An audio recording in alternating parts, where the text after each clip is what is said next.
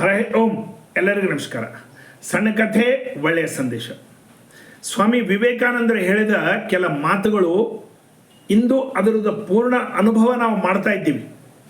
ಅವರು ಹೇಳಿದರು 18ನೇ ಶತಮಾನದಲ್ಲಿ 100 ವರ್ಷದ ಕೆಳಗೆ ಸ್ವಾಮಿ ವಿವೇಕಾನಂದರು ಹೇಳಿದ ಮಾತು, ಈಗೇನು ವಿದ್ಯೆ ಕಲಿತಿದ್ದಾರೋ ನಮ್ಮ ಹುಡುಗರು, ಇದು ಬಹಳ ಹಾನಿಕಾರಕ, ಇದು ಬಹಳ ಡೇಂಜರಸ್. ಈ ವಿದ್ಯೆಯಿಂದ ಸ್ವಲ್ಪ ಲಾಭ ಇರಬಹುದು, ಅದರ ಹಾನಿಯ ಪರ್ಸೆಂಟೇಜ್ ಜಾಸ್ತಿ ಇದೆ. ಈ ಪಾಶ್ಚಾತ್ಯ ಅನುಕರಣೆ ಮೆಕ್ಯಾಲೋ ವಿದ್ಯಾವಿಧಾನ ಕಲಿಯೋದ್ರಲ್ಲಿಂದ ನಮ್ಮ ಹುಡುಗ ನಾಸ್ತಿಕನಾಗಿ ತಯಾರಾಗ್ತಾನ, ನಮ್ಮ ಹುಡುಗ ತಾಯಿ ತಂದೆ ಮೂರ್ಖರಂತ ತಿಳ್ಕೊತಾನ, ನಮ್ಮ ಹುಡುಗ ನಮ್ಮ ಅಜ್ಜ ಒಬ್ಬ ಹುಚ್ಚ ಅಂತ ತಿಳ್ಕೊತಾನ, ನಮ್ಮ ವೇದ ಶಾಸ್ತ್ರ ಉಪನಿಷತ್ತುಗಳು ಎಲ್ಲ ಕಟ್ಟು ಕಥೆ, ಇವೆಲ್ಲ ಸುಳ್ಳು ಕಥೆಗಳು ಅಂತ ತಿಳ್ಕೊತಾನ. ನಮ್ಮ ಹುಡುಗ ಮುಂದೆ ಬೆಳೆದಾಗ ವಿಜ್ಞಾನದ ಜಾಸ್ತಿ ಅವನಿಗೆ ಪ್ರಭಾವ ಆಗಿ ನಮ್ಮ ಧರ್ಮದ ಎಲ್ಲ ಆಚರಣೆಗಳನ್ನು ಅಲ್ಲಗಳಿತಾನ. ಯಾವುದೇ ಧರ್ಮದ ಆಚರಣೆ ಒಳಗೆ ಅವ ಬರೋದಿಲ್ಲ, ದೇವಸ್ಥಾನಗಳಿಗೆ ಹೋಗೋದಿಲ್ಲ, ದೇವಸ್ಥಾನಗಳಂದ್ರೆ ಅವನಿಗೆ ಹಿಡಿಸೋದಿಲ್ಲ. ಈ ಎಲ್ಲ ರೀತಿ ಒಂದು ನಾಸ್ತಿಕದ ಮೂರ್ತಿ ತಯಾರಾಗಿ ನಿಂತು ಬಿಡ್ತಾನ. ಕಾರಣ ಈ ವಿದ್ಯಾವಿಧಾನ ಕಲಿಸ್ಬೇಡ್ರಿ, ಜಾಗೃತಿ ಅಂತ ಹೇಳಿದ್ರು. ಮುಸ್ಲಿಂ ದೇಶ ಸ್ವತಂತ್ರ ಆದ್ಮೇಲೆ ಅದಕ್ಕಿಂತ ಮೊದಲಿನಿಂದ ಕೂಡ ಅವರು ತಮ್ಮ ಧರ್ಮದ ಪಾಠ ಕಲಿಸ್ತಾರೆ, ಮಕ್ಕಳಿಗೆ ಖುರಾನ್ ಕಲಿಸ್ತಾರೆ. ಮುಸ್ಲಿಮರಲ್ಲಿ ನಾಸ್ತಿಕರು ಕಮ್ಮಿ, ಹಿಂದೂಗಳಲ್ಲಿ ನಾಸ್ತಿಕರು. ಈಗೆಲ್ಲ ನಾವು ನೋಡ್ತೀವಿ, ರಾಜಕಾರಣಿಗಳು ವಿಪರೀತ ದೇವರಿಗೆ ಬೈಯೋದು, ರಾಮಗೆ ಬೈಯೋದು, ಕೃಷ್ಣಗೆ ಬೈಯೋದು, ಅನೇಕ ಮಾತುಗಳನ್ನು ಆಡೋದು, ಆ ಧರ್ಮನ ಅವಹೇಳನ ಮಾಡೋದು, ನಮ್ಮನ್ನೆಲ್ಲ ಮೂಢನಂಬಿಕೆ ಎಂಬುದು, ಈ ರೀತಿ ಅನೇಕ ನೋಡ್ತಾ ಇದ್ದೀವಲ್ಲ. ಇದಕ್ಕೆಲ್ಲ ಕಾರಣ ನಮ್ಮ ವಿದ್ಯಾವಿಧಾನ. ನಮ್ಮ ದೇಶದಲ್ಲಿ 7 ಲಕ್ಷ ಗುರುಕುಲಗಳಿದ್ದು, 5.5 ಲಕ್ಷ ಊರುಗಳಿದ್ದರೆ 7 ಲಕ್ಷ ಗುರುಕುಲಗಳು. ಒಂದು ಊರಲ್ಲಿ 2 ಅದಕ್ಕಿಂತ ಹೆಚ್ಚು ಗುರುಕುಲಗಳಿದ್ದು. ಜನರು ಅದರಲ್ಲಿ 16 ನಮೂನೆ ವಿದ್ಯೆ ಕಲಿತಿದ್ರು. ವೇದ ಶಾಸ್ತ್ರ ಉಪನಿಷತ್ತು, ಭಾಷ್ಯ, ಮೀಮಾಂಸಾ, ನ್ಯಾಯ, ತರ್ಕ, ಸಂಗೀತ, ಕುದುರೆ ಸವಾರಿ, ವಿಜ್ಞಾನ ಮತ್ತು ಅನೇಕ ವಿಧವಾದಂಥ ವಿದ್ಯೆಗಳನ್ನು ಕಲಿಸ್ತಿದ್ರು. ಜಾತಿ ಮತ ಕುಲ ಭೇದ ಇಲ್ಲದೆ ಎಲ್ಲರಿಗೂ ಸಮಾನವಾಗಿ ಕಲಿಸ್ತಿದ್ರು. ಆ ರೀತಿ ನಮ್ಮ ಸಂಸ್ಕೃತಿ ಇತ್ತು. ನಮ್ಮಲ್ಲಿ ಜಾತಿ ಪದ್ಧತಿ ಕೂಡ ಈ ಬ್ರಿಟಿಷರು ಬಂದ ಮೇಲೆ ಡಿವೈಡ್ ಆ್ಯಂಡ್ ರೂಲ್ ಕೆಳಗೆ ಪ್ರಾರಂಭ ಆಯಿತು. ಹಳ್ಳಿ ಒಳಗೆ ಕುಂಬಾರ, ಕಂಬಾರ, ಬಡಿಗೇರ, ರೈತ ಎಲ್ಲರೂ ಕೆಲಸ ಮಾಡ್ತಾ ಆತ್ಮೀಯವಾಗಿದ್ದರು. ರೈತ ತನ್ನ ಬೆಳೆ ಬೆಳೆದಿದ್ದನ್ನು ಎಲ್ಲರಿಗೂ ಕೊಡ್ತಿದ್ದ. ಕುಂಬಾರ ಗಡಿಗೆಯನ್ನು ತಯಾರು ಮಾಡ್ತಿದ್ದ, ಕಂಬಾರ ನೇಗಿಲನ್ನು ತಯಾರು ಮಾಡ್ತಿದ್ದ, ಬಡಿಗ ನೇಗಿಲಿದ್ದ ಅದ್ರದ್ದೆಲ್ಲ ಸಾಮಾನುಗಳು ಸಲಕರಣೆಗಳು ಜೋಡಿಸ್ಕೊಡ್ತಿದ್ದ. ಅದರಲ್ಲಿಂದ ಅನ್ನ ಉತ್ಪನ್ನ ಆಗ್ತಿತ್ತು. ಎಲ್ಲರೂ ಸುಖವಾಗಿ ಬದುಕಿದ್ದು. ಚಪ್ಪಲಿ ಹೊಲಿಯ ಚಮ್ಮಾರ, ಮಂತ್ರ ಎಂಬ ಬ್ರಾಹ್ಮಣ ಎಲ್ಲರೂ ತಮ್ಮ ಕೆಲಸಗಳಲ್ಲಿ ತಾವು ಶ್ರೇಷ್ಠತೆ ಜಗಳ ಆಡ್ಲಾರ್ದಂಗೆ ಆತ್ಮೀಯವಾಗಿ ಬಾಳ್ತಿತ್ತು. ಈ ರೀತಿ ನಮ್ಮ ಒಂದು ವ್ಯವಸ್ಥೆ ಇತ್ತು.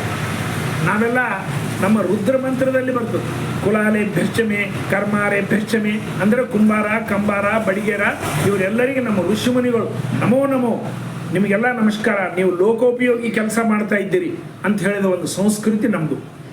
ಆವಾಗ ಈಸ್ಟ್ ಇಂಡಿಯಾ ಕಂಪನಿ ಈ ದೇಶದ ಮೇಲೆ ನಾವು ಇನ್ನೂ ಆಳಬೇಕಂದ್ರೆ ಇಲ್ಲಿ ವಿದ್ಯಾವಿಧಾನನ ಧ್ವಸ್ತ ಮಾಡಬೇಕು. ಮೆಡ್ರಾಸಲ್ಲಿರ್ತಕ್ಕಂಥ ಮೆಕ್ಯಾಲೋ ಅಂತಕ್ಕಂಥಲ್ಲಿ ಹೋದರು. ಏನು ಮಾಡಬೇಕು ಇವ್ರನ್ನ ಕೇಳಿದಾಗ ಆ ಮೆಕ್ಯಾಲೋ ಕೊಟ್ಟಂಥ ಐಡಿಯಾ, ಆ ಮೆಕ್ಯಾಲೋ ಹೇಳ್ದ, ಈಗ ಇರ್ತಕ್ಕಂಥ ಗುರುಕುಲಗಳ ಎಲ್ಲ ಇವು ಇಲ್ಲಿಗಲ್ ಅಂತ ಘೋಷಣೆ ಮಾಡಿಬಿಡ್ರಿ. ಈ ವಿದ್ಯೆ ಇಲ್ಲಿಗಲ್, ಇದು ಕಲಿಬಾರ್ದು, ಇದು ಉಪಯೋಗ ಇಲ್ಲದ ವಿದ್ಯಾ ಅಂಥೇಳಿ ಘೋಷಣೆ ಮಾಡಿಬಿಡ್ರಿ, ಬಂದ್ ಮಾಡಿಬಿಡ್ರಿ ಅಂತೇಳಿ 6 ಲಕ್ಷಕ್ಕಿಂತ ಹೆಚ್ಚಿರ್ತಕ್ಕಂಥ ವಿದ್ಯಾಲಯಗಳನ್ನು ಎಲ್ಲ ಸಂಪೂರ್ಣ ಬಂದ್ ಮಾಡಿಬಿಟ್ರು. ಅದಕ್ಕಿಂತ ಮೊದಲು 1813ರಿಂದ 5 ವರ್ಷ 1818ರವರೆಗೆ ಎಜುಕೇಷನ್ ಸರ್ವೆ ಆಫ್ ಇಂಡಿಯಾ ಅಂಥೇಳಿ 5 ವರ್ಷ ಒಂದು ಸರ್ವೆ ಮಾಡಿಸಿದ್ರು. ಸರ್ವೆ ಮಾಡಿಸಿ ಈ ಎಜುಕೇಷನ್ ಸಿಸ್ಟಮೇ ಸರಿಯಾದದ್ದು ಅಲ್ಲ, ಇದೆಲ್ಲ ಇಲ್ಲಿಗಲ್, ಇವು ಕಲಿಬಾರ್ದು. ಈ ವೇದಗಳು, ಉಪನಿಷತ್ತು, ಶಾಸ್ತ್ರ, ನ್ಯಾಯ, ತರ್ಕ, ಸಂಗೀತ, ಗುಡುಸವಾರಿ ಇವೆಲ್ಲ ಏನು ಕಲಿಸ್ತಿದ್ರು ಇವೆಲ್ಲ ಉಪಯೋಗದವಲ್ಲ, ಇದನ್ನು ಬಂದ್ ಮಾಡಿಬಿಡ್ರಿ ಅಂತ ಹೇಳಿದ್ರು. ಇವರು ನಮ್ಮವ್ರು ಕೋರ್ಟಿಗೆ ಕೂಡ ಇಂಗ್ಲೆಂಡ್ವರೆಗೆ ಹೋದರು, ಆದರೂ ಏನೂ ಆಗಲಿಲ್ಲ. ಸ್ವಲ್ಪ ಮಾತ್ರ ಮೌಜಾ ಅಂತೇಳಿ ಸ್ವಲ್ಪ ರೊಕ್ಕ ಕೊಡ್ರಿ ಆ ಗುರುಕುಲಗಳಿಗೆ ಅಂಥೇಳಿ ಆ ಎಲ್ಲ ಗುರುಕುಲದ ಆಸ್ತಿ ಗೀಸ್ತಿ ಎಲ್ಲ ಕಸ್ಕೊಂಡು ಕಲ್ಕತ್ತಾದಲ್ಲಿ ಮೆಕ್ಯಾಲೋ ಮೊದಲನೇ ಸ್ಕೂಲ್ಗಳನ್ನು ಪ್ರಾರಂಭ ಮಾಡಿಸಿದರು, ಕಾನ್ವೆಂಟ್ ಸ್ಕೂಲ್. ಪಾಶ್ಚಾತ್ಯ ದೇಶಗಳಲ್ಲಿ ಯೇಸು ಕ್ರಿಸ್ತಗ ಹುಟ್ಟಿದ್ದು ಒಬ್ಬ ಕನ್ಯೆಯಿಂದ, ತಂದೆ ಇಲ್ಲ, ಕನ್ಯೆಯಿಂದ ತನ್ನ ಜನ್ಮ ಆಯಿತು ಅಂಥೇಳಿ ಅವ್ರು ಹೇಳ್ತಾರೆ. ಅದಕ್ಕೋಸ್ಕರ ಅದಕ್ಕೆ ಬಾಂಬಿನೋ ಅಂತ ಅವ್ರಿಗೆ ಕರೀತಾರೆ, ಮೈ ಬಾಂಬಿನೋ ಅಂಥೇಳಿ. ಯಾರ ತಂದೆಯ ಗುರ್ತಿಲ್ಲೋ, ಯಾರ ತಂದೆಗೆ ಹೆಸರು ಇರೋದಿಲ್ಲ, ಆ ಮಕ್ಕಳನ್ನೆಲ್ಲ ಬಾಂಬಿನೋ ಅಂತ ಕರೆದು ಅಲ್ಲಿ ಬಹಳಷ್ಟು ಕನ್ಯರಿಗೆ ಮಕ್ಕಳಾಗ್ಲಿಕ್ಕತ್ತು.